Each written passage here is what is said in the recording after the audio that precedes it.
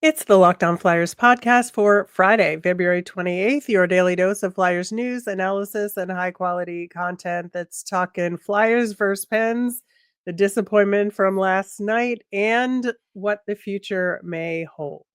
Bad game.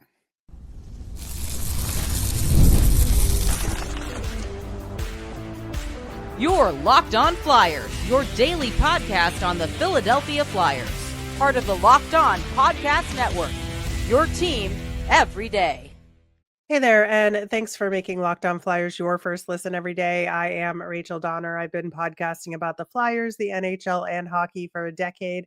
I'm here with prospect expert and Flyers credentialed reporter for 19 years, Russ Cohen.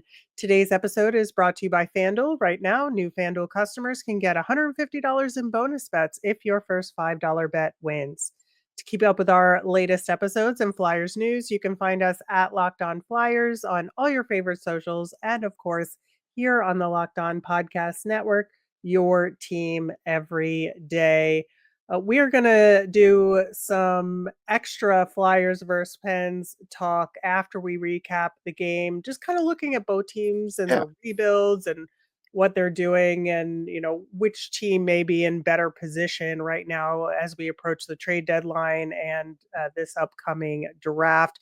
We're also going to preview the Saturday game against the Winnipeg Jets. But man, this was a tough loss to swallow against the Pittsburgh Penguins last night.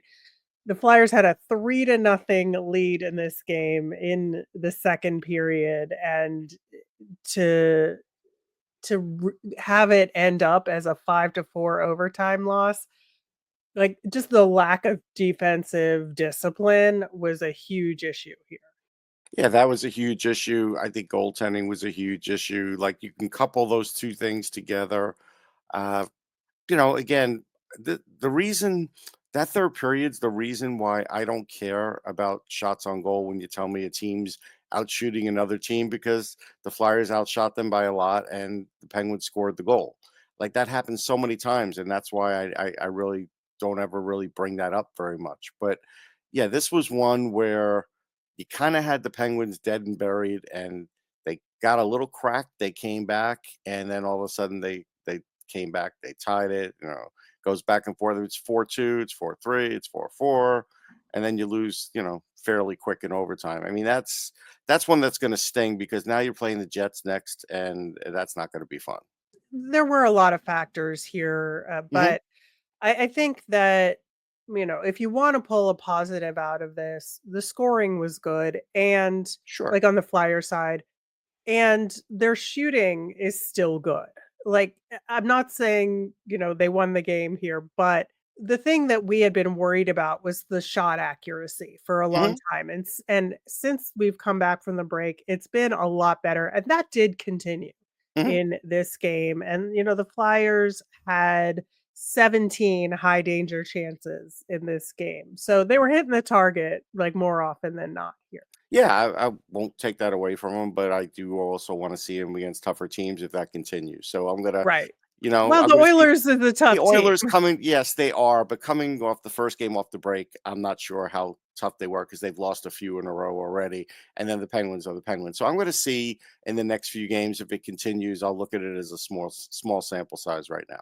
Right. Now, the other big thing in this game was the injury to Garnet Hathaway Yeah. after the hit from Imama, where, I understand this. To me, it's a letter of the law versus the spirit of the law situation, We've been because seeing a lot of these lately. I know it's really frustrating because it is very clear that it wasn't a headshot. It definitely Hmm. was not. However, it was a hit that was a pretty brutal hit Hmm. that was done away from the puck that resulted in Hathaway likely being knocked out there. Not 100% sure, but Yeah. obviously he did not return and No. he was being evaluated post game. But you put everything else together, to me, that's a major penalty Yeah. given I the mean, circumstances. it's not, because I've seen 3 or I 4 know. hits like this, and I'm not defending it, I'm just saying this is why it's not. I know. We even talked, I think,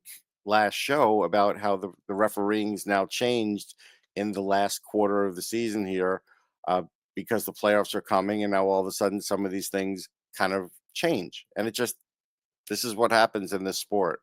Yeah, it is exceedingly frustrating. Also exceedingly frustrating is to have Matvey Michkov have another really good game and Yeah. have it be a loss. I'm sick and tired of this kid having like multi-goal games and then the Flyers losing. Like, let the kid celebrate. My God. Yeah, that's the ups and downs of a rookie season. But yeah, he had a great game, and good for him. Although the overtime wasn't great, but No, no, that's for sure. But speaking of the overtime, of course, I think immediately about you when the overtime begins because they send Cates out there let's send uh, Noah Cates out to start the overtime. to Of start course, the overtime when it's going to be Sidney Crosby out correct. there. Now, nobody was finding success against Crosby in this game at No, faceoff. So, you want to put Cates out there because he's had a pretty solid game.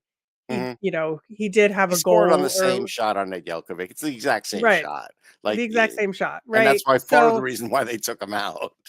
right. Right. So, I was kind of 50-50 on sending Cates out there in the overtime, to be fair, but and it wasn't directly off the face-off that they got the game-winning goal, and there was opportunity to change out personnel But and I all of mean, that. I would just ask this But question. still, So, if it's overtime against the Winnipeg Jets, are you going to send Cates out against Mark Scheifele in a center no. ice situation? But he will. You won't, but Right. he will. That's Yeah, the I difference know. there. I almost would have sent out Lawton, to be honest. I think It would have just been good for a changeup, sure. yeah, I just think it would have been something different, and Yeah, I don't know that he's the best person to send out there in overtime in the big picture, but for that face-off against Crosby, maybe you give it a shot. I yeah, don't know. But and then immediately change him out for a faster skater, right? yeah, yeah. I just think there was just so many opportunities for the Flyers here to put this one away, and they didn't. And, But they also played obvi safe. Like, they didn't put Kuzmenko out there, yeah, where I mean, that's an ideal situation to put that guy out there. They didn't put him out there. So this is John playing it safe too. And it's like, okay, yeah. this is what happens when you play it safe in overtime. Right, but I'm even rewinding it to the rest of the 3rd period, Oh, okay. I didn't right, catch that part. too, Gotcha. where Well, I he did just shorten feel the like bench. He shortened the bench to he 2 lines. he When did. you're already down a player, that's not the best thing either. Right, because people are gassed, Correct. and it was I think it gave the Pens a little bit more breathing room and a little It bit did. more life there, and then, of There was course, a like, the point crowd gets into it, but, Yeah, there you was a know point with, like, 2.5 minutes left where the Flyers couldn't get a clear, and the Penguins got a face-off, and they were dead tired on the ice, and that's a function of that kind of usage. yeah, I think so, and so I think, choices were made, I think some I different mean, at this choices point, can we should have been just say made. at this point in the year, John Tortorella should not be shortening the bench. He should be using his guys. He should be evaluating his guys. They are not making the playoffs, and he's got to get it in his head. He's coaching like every win matters to make the playoffs, and it doesn't. Yeah, I just don't think that's something that is like, I mean, it's something in this game, but I don't think it's everything in this game. I think there's a lot more to No, it I than think it was shortening at the the bench, point and when it to was focus 4. on that is, I think, a little bit, like, myopic, I would say. I think that there's the goaltending, I think there's the defensive structure, like I said, and I think that the Flyers had some opportunities where they had one guy up, and because of, like, line changes or because of whatever reason, they didn't have the puck support they needed. So I think there were so many different factors in that 3rd period that like, to focus just on shortening the bench is, like, Well, I not mean, you're already a useful. man down. It wasn't smart to shorten the bench. That's my point. You're already a man down. So When were they a man down? they were down Hathaway, and you shorten the Oh, bench okay, after sorry, that. I thought you meant, like, No, no, penalty no. kill No, no, no, situation. no. They're already down Hathaway, and then you shorten the bench Right. even further. Right. Well, I mean, there could be something to it, but I think it was a lot more than that in the Okay. end. But in the meantime, the Flyers and Pens rivalry is in a really weird spot right now. and they're both kind of in a rebuild, but the Pens really aren't saying that. We're Right. going to look at both teams, where they stand, and what their prospects are for the future, pitted up against each other. We're going to do that coming up next. When the game tips off, the NBA action is just getting started, and there's no better place to get in on that than FanDuel, America's #1 sports book. With FanDuel, you can place live bets throughout the game, so even if you miss the opening tip-off or want to bet on a fourth quarter comeback, you could stay in the action. And if you're looking for a bigger payout, you could even combine your live bets into a same-game parlay. I love using FanDuel's live betting feature because it keeps every moment of the game exciting. Whether I'm backing my team for a late game rally or picking a player to hit a clutch three, I never feel like I missed my chance. Plus, the app's easy to use, and when you win, you get paid instantly. Right now, new FanDuel customers can get $150 in bonus bets if your first $5 bet wins. Just visit FanDuel.com to join today. That's FanDuel.com for your shot at $150 in bonus bets. Make every moment more with FanDuel, the official sports betting partner of the NBA. On our Monday show, we of course will recap the Flyers versus Jets game from the weekend that we're going to talk about later in the show. Plus, it's trade deadline week, so pretty much anything can happen. We'll be talking about potential deals and deals if they happen for the Flyers all week long. And on Monday, we will have our nemesis of the week, which will probably be trade deadline related, let's be Oh, real. yeah. Yeah. But we're going to take a look at the Flyers versus Pens rivalry off the ice a little bit here, just because I think it's been weird for the last couple of years. And this year in particular, with the Pens not being as good as they've been in the past. That even when the Flyers are bad and the Pens are good, the Right. rivalry is still there, right? Yes. I mean, the Pens could end up in last place now in the conference. They're heading that way. Yeah. Yeah. It's pretty remarkable, and I think that you kinda have to look at the rivalry in terms of who's in a better position now to continue whatever they're doing, whether they're calling Right. it a rebuild or not. Kyle Dubas over in Pittsburgh is doing his thing, Yeah. and, comparing to what Danny Briere is doing and the fact that they come from 2 different backgrounds. One's a former player, one's an analytics guy that's Hmm. kinda risen up the ranks. I think it's a really interesting kinda way to pit the 2 teams against each other. It's like these 2 different approaches, right? It is. It's two different approaches. I mean, Kyle Lewis is a big WWE fan too. That's a funny thing that I always like to. He's like a super fan. So yeah, two different kind of personalities. The teams are going about it differently. The Penguins are still in true denial mode where they're not going to say it until maybe ownership allows Kyle Dubas to say it. They may still call themselves in a retool, but they need to be more than a retool, and we'll point out why.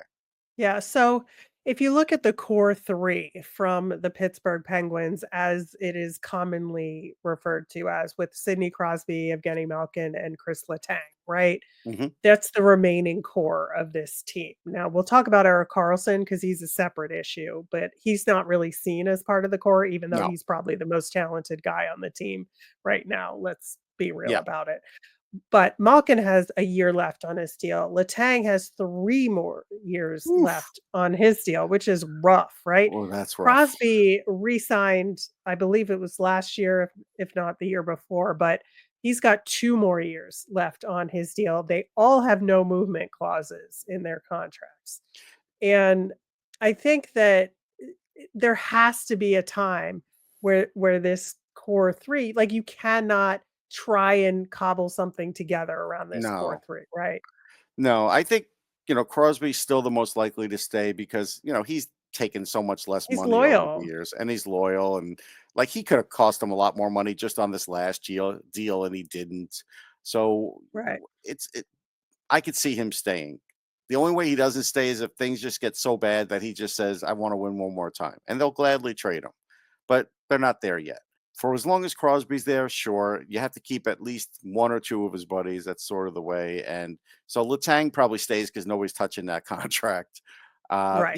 Malkin, listen, I mean, if I were the GM and I'm not, I would be trading Malkin. I would have traded him last year. And if Right. and if that means trade them to the Capitals, whatever. Whatever wherever he wants to go. He served his organization well. He deserves to kind of write his own ticket. Yeah, it's just a matter of if he wants to or not, right? Correct. Because his salary is 6.1. The Pens can retain some salary, but it's going to depend on what their overall big picture strategy Right. is, right? So I don't think anybody wants Malkin as he currently exists for 6.1. No. They're going to want to pay 4 or less for him, in my Right. opinion. Yeah, I think 4 would do it. Yeah, I Because think it's so. 4 and it's prorated, and then next year it's 6, but the cap goes up. They could live with that, whoever the team Right. is. Right, which is why I think that given all this and given what you said about the loyalty and keeping this core together, they're probably not gonna trade him until next year. I Right. really firmly believe that Malkin will be a trade deadline move next season. Now, I I think I could be absolutely off base depending on what the other moves Dubas decides to make. Dubas is that guy, but I think that this core is just going to want to ride out this season, and Dubas is going to do whatever they want. Like, I don't think he True. has control over the three of them in the No. grand scheme right now. He may next year, but not this year. Yeah. No, I don't think he has control and full control. I mean, he's making some trades. He's doing some other things that have been smart. We talked about Tomasino the other night. That was smart. He got a Right. lot for Marcus Pedersen. He did. That was smart. And so, he's been able to do some things. They're having a Max Talbot night. That's smart Sure. because he played for both teams and he's a very likable guy. Like, let's face it, Max is awesome. Sure. Now, I think, looking at the trade deadline here in terms of what the Flyers versus the Pens can do to put themselves in a better position to succeed moving forward. So the question then becomes, do the Penguins or the Flyers have better assets to sell at the deadline? And I would argue that the Pens have better assets to sell, but their cap hits are very high. Right. And so that's where that retention question, comes into play here, where the Flyers have to know what's going on with the Ryan Johansson situation in order to use the cap space they do have, which is over 6, which is good, but not great. The Pens currently have over 9 million in Right. cap space that they could potentially put some of it toward retention here. So the Flyers have Rasmus Ristolainen, Scott Lawton, and then maybe Kuzmenko, Johnson, and Zamula, right? Right. And we know what the deal is with those guys. Yeah. On the Penn side, they have Erik Karlsson, who is by far a better defenseman than Risto, Oh, yeah. right? But Carlson has $10 million in a cap hit for the Pens. His salary is more, but the Sharks Right. retained that portion of it. So the Pens would have to retain. They could do it and get a haul if they took on 0 additional cap hits at deadline. So they would have to make this move and trade nobody else, Right. That would be their probably. only move. It's That unlikely. would be their only move. That's probably unlikely, but yeah, they would get a haul for sure. Right, and they could probably retain up to about 5 million, which would be Right. great, but, there's also a lot more years left here. So, Yes. Carlson's got 2 more years left on his deal too. So that's 2 more years of a $5 million hit potentially to the Pens. That's not They're great not for doing that. Kyle Dubas. No, they Right. won't So do that. that's kind of where I doubt that that's possible. So Risto is more sellable, I think, than He is. Carlson is, even though Carlson's better. So then you kind of go to Ricard Raquel Mhm. versus Scott Lawton, right? Raquel costs more, but he's 5 million for 3 more years. So it's a similar situation at a smaller scale. So this is where I think they could potentially sell Raquel and maybe snake a deal that maybe would have been the Scott Lawton deal otherwise, because Raquel is ultimately, I think, a more productive player right now. Oh, yeah, there's no doubt, and he's younger. I mean, Right. he's got Exactly. he's got 25 goals. He had 28 2 years ago. Lawton doesn't get anywhere near that. Lawton's good. He's a good player, but he's not like that. So, it's not bad to pay that extra money for Raquel because he's Right. 31 and he is known as a goal scorer. So, like, he is marketable. And you definitely would get a first and something, or at least a first. And so depending, on what they're looking for, yeah, I think I think you hit on something. I think there's a possibility of this happening. Right, and if I were Dubas, I would sell Raquel at Yeah. this point and get the assets in return. Get whatever you need in return Yeah, because if I have to retain a little to get 2 picks just for this year, I'll do it. this is where I think the Pens have a slight advantage at the trade deadline. Is it a huge advantage? It'll depend on if the Flyers can get a deal for Risto or not. Right. Whereas you can compare the 2 teams at the deadline. I think that'll be the determining factor Yeah, I here, and think you're as right. we've already talked about, it's gonna be hard for the Flyers to do it. Now, could both teams fail at the deadline? Absolute Oh, like easy. 100%, you know? Easy. Totally could happen. So, like, I think it'll be interesting to see where both teams go. Yeah, So then, like, the other thing you have to compare the 2 teams on is draft capital. right. And this is where I think the Pens have a little bit of an advantage in terms of looking into the future. Because the Flyers, as we know, put all their eggs in the 2025 basket here with 7 picks in the first 2 rounds, Right. I wanna right? say outside of Pittsburgh, I think this is very this is probably big news to people outside of Pittsburgh because I think Dubas has quietly, built this up over the last Yep. couple of years, and now it looks impressive. It does. So they have 2 picks in the first round this year, 1 less than the Flyers, but Yeah, 2 picks in the first round in any year is great, right? right. They don't have any second round picks, but they have like a nice volume of lower round picks. So they're Yes. going to be able to take a lot of swings and so which they can afford to do.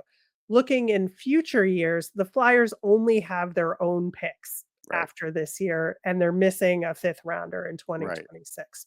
So they're at or below the baseline.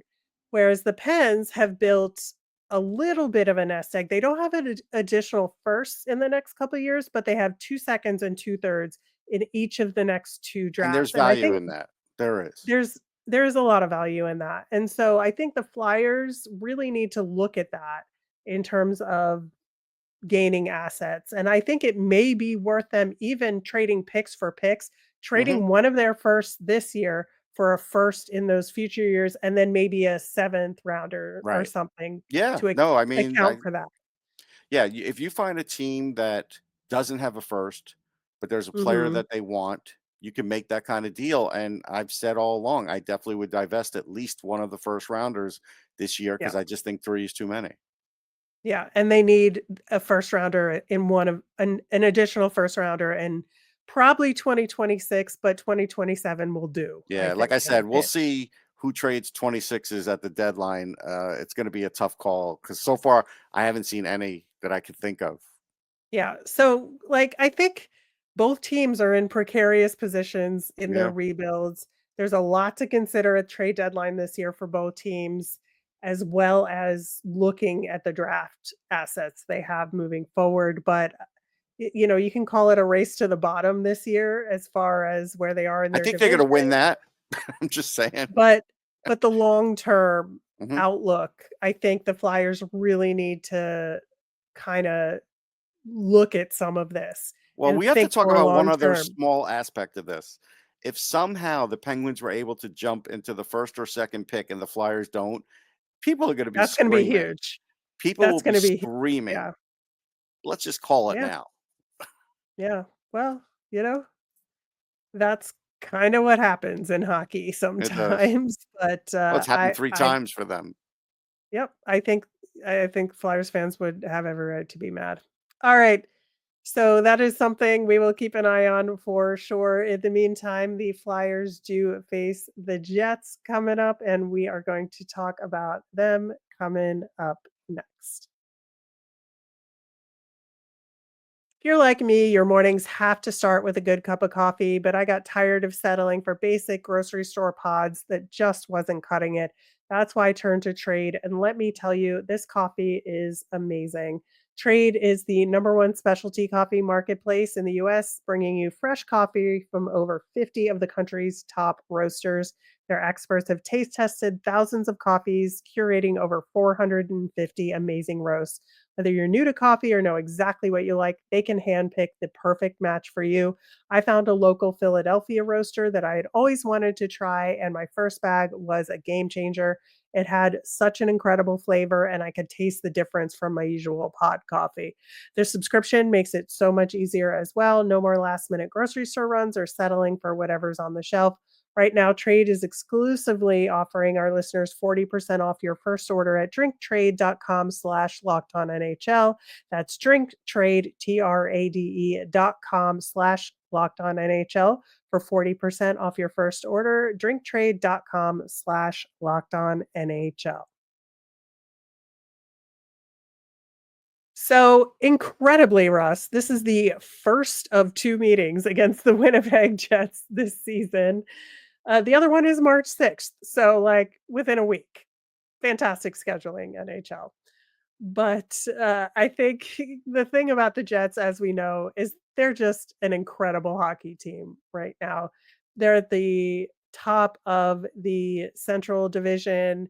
So, prior to last night's games, which the Jets game started later than the Flyers game, so we don't know the results as of recording, but they were 10-0 in their previous 10 games. And like that's really hard to do in the NHL, Yeah, but they did that's it. pretty Now, good.